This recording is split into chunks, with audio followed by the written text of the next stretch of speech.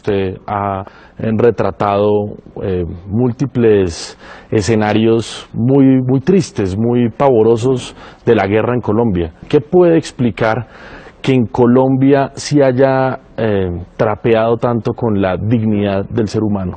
Yo creo que eso se lo debemos a la mezquindad con la que la clase política de Colombia ha tratado a su gente, y especialmente a la gente de las regiones y a los campesinos, porque este es un país que todo lo ha estratificado. Este es un país clasista y es un país racista.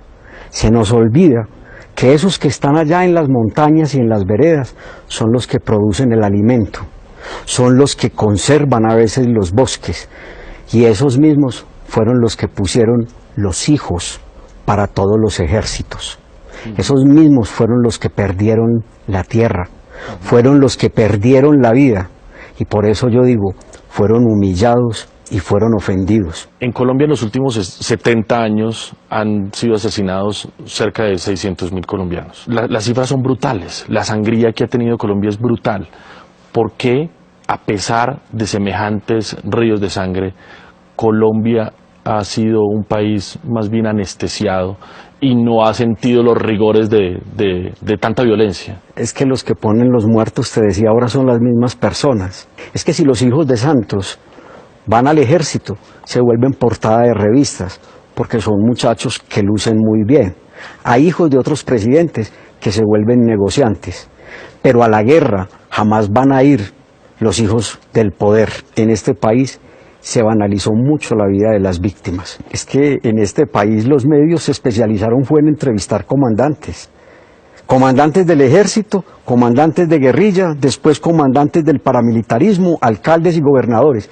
Y mientras tanto, la gente huyendo a través de las montañas, atravesando ríos, las víctimas desoídas. Las víctimas, atravesando ríos, cargando en sus brazos no solamente sus hijos, sino a veces un mico, un cerdo, una gallina. La guerra no tiene rostro de mujer, la guerra no tiene el rostro de esos niños y niñas que huyeron, de esos que resistieron, y es a esos a los que yo aprendí a enfocar, a ver con mi ojo, a ver con mi corazón.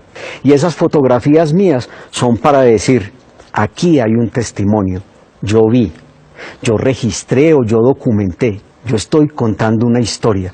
Después no digan que no supieron. ¿Cómo hacemos para reconciliarnos en un país tan, primero lacerado por múltiples actores, pero además por una dirigencia política que se ha acostumbrado a atizar esos odios? Este es un país mayoritariamente católico. Soldados, policías, guerrilleros, paramilitares y los muchachos de las bandas, todos utilizan símbolos religiosos.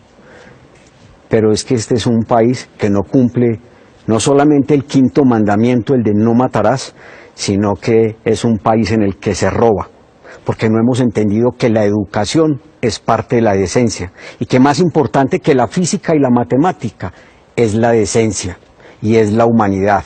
Y cuando te planteo eso, es que no es solamente la clase política. Yo le tendría que decir a los obispos de este país, en Colombia, la misma iglesia no ha trabajado para cohesionarnos en la reconciliación, en el amor y en la paz.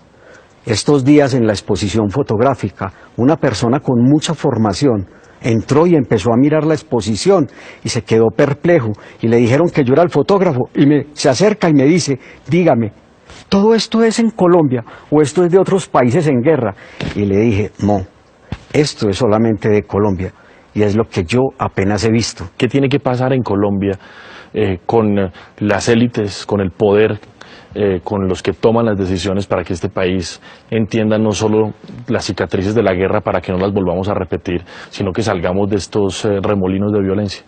Difícil uno con una clase, a veces con muchas personas de esa clase dirigente tan acomodada a ganarse la vida sentada y a robarse el presupuesto.